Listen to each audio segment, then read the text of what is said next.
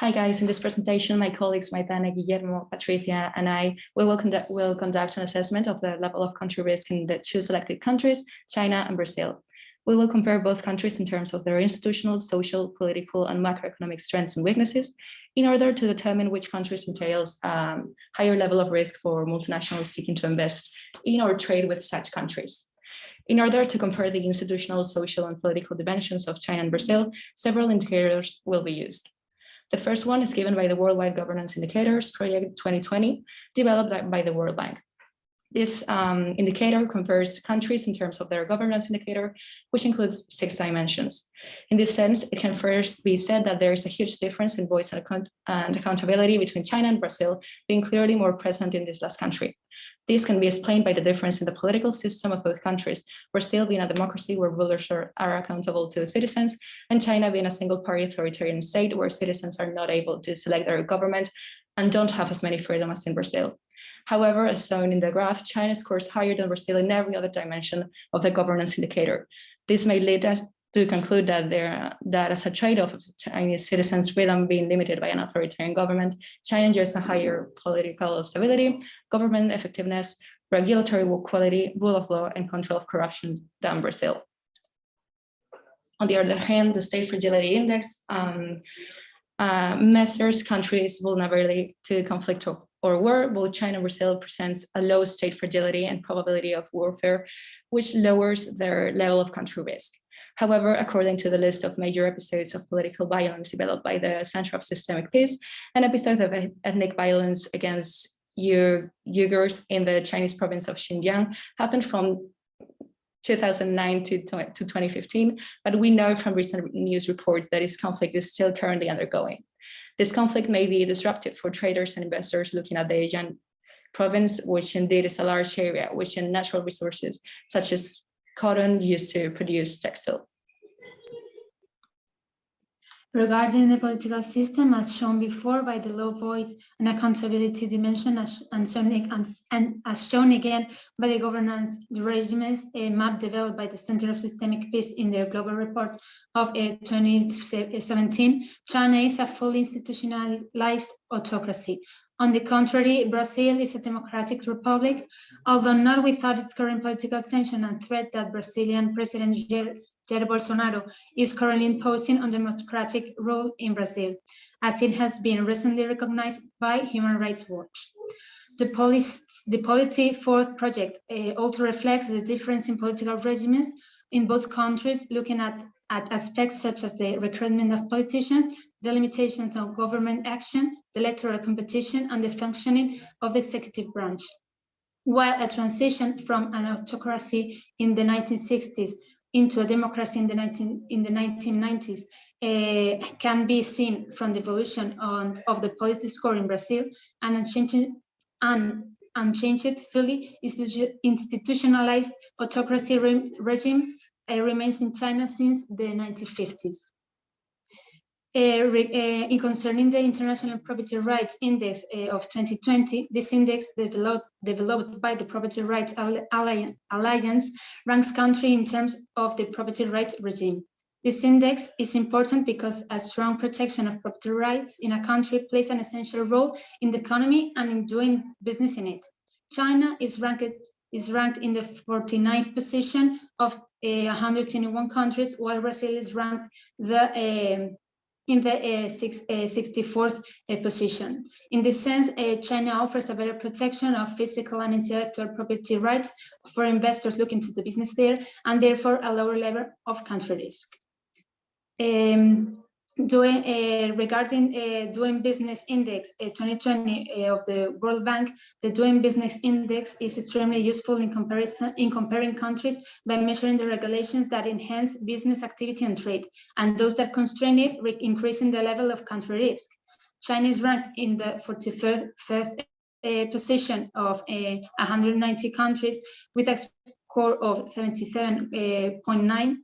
The regulation have made they have made starting a business dealing with construction permits, getting electricity, and paying taxes is easier, which means that it is relatively attractive to the business in China. China has also strengthened a minority investor protection and the enforcement of contracts which benefit foreign investors. In addition, China has made trading across borders easier, which increases the attractiveness of trading with it and lowers the level of country risk. On the other hand, Brazil is ranked way lower than China in the 125th position with a score of 59.1, which means that it is relatively harder to do business and or trade with Brazil in comparison to China, thus representing a high level of country risk, as shown by the overall lower scores on every dimension included in this index. So moving on to our macroeconomic analysis, we first drafted our macroeconomic table with the following macroeconomic figures. And in analyzing these macroeconomic figures, we divided first the growth aspects and then the performance aspects. So in terms of growth, of real GDP growth, both China and Brazil have typically been included in the BRIC acronym as developing countries at a similar stage of newly advanced economic development on their way to becoming developed countries. However, although both economies were slowing down since 2010, China has been experiencing GDP growth rates around 7%, therefore growing much faster than Brazil, where GDP growth has experienced great variations, even showing negative growth rates in some years. Also, despite the impact of the COVID-19 pandemic, China reported a GDP growth of 2.3% in 2020, while Brazilian GDP fell sharply by 4%, increasing the level of country risk of Brazil in comparison to China. Still, real GDP growth in Brazil is predicted by the IMF to rebound to 5.3% in 2021. And in the case of China, GDP growth seems unbalanced as its recovery from the health and economic crisis has relied heavily on public support, while private consumption is lagging. Real GDP per capita growth itself has been for both countries always slightly lower than GDP growth in general, reflecting the fact that the development in living standards and economic welfare in China and Brazil is not as fast as their pure GDP growth.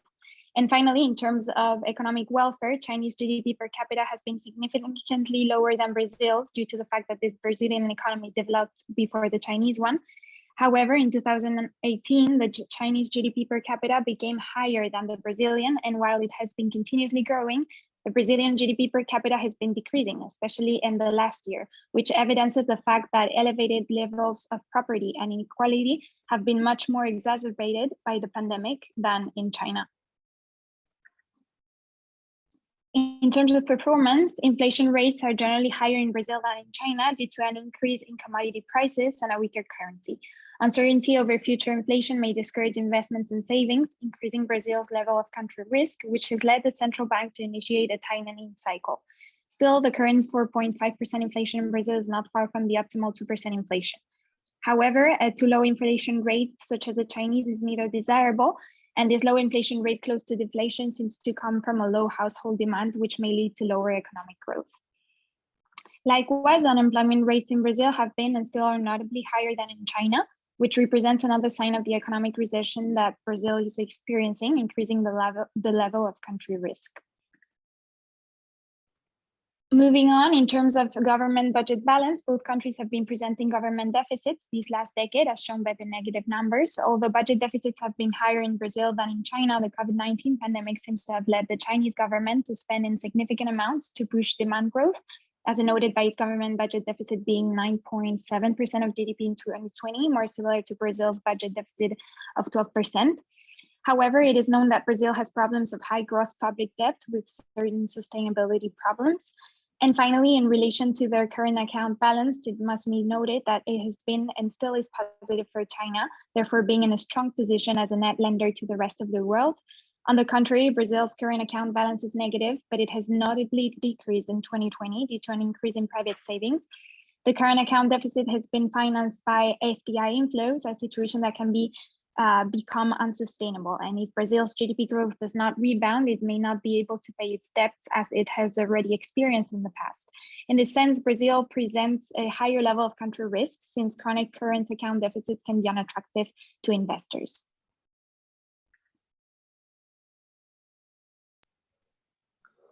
Moving on, in order to compare the overall level of countries between China and Brazil, we did the following.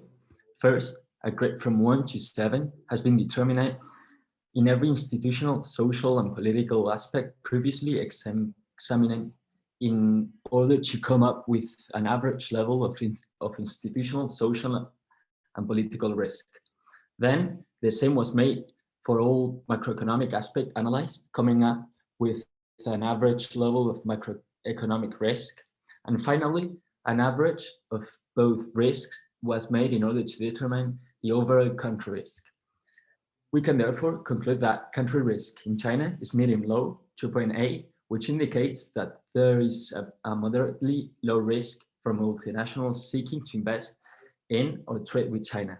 Country risks in Brazil is medium-high, 4.3, which indicates that there is a moderately high risk for multinationals seeking to invest in or trade in Brazil. On the one hand, both countries have similar scores in terms of institutional, social, and political risks, essentially because of China being an autocratic regime and Brazil being a democracy endangered by serious political tensions. Still, China shows significantly better regulations in terms of doing business and trade, which lowers the risk of repayment to foreign investors and exporters compared to Brazil. On the other hand, it is in the macroeconomic situation where the biggest differences lie. China has, by far, a better functioning and more stable economy than Brazil. Despite the high economy-wide debt burden, particularly among state-owned enterprises, China presents better prospects in terms of GDP growth and employment, and especially current account surplus. On the contrary, Brazil is currently in an economic recession and presents serious risks and unsustainable debt, which increases the probability of debt default and therefore is its level of country risks.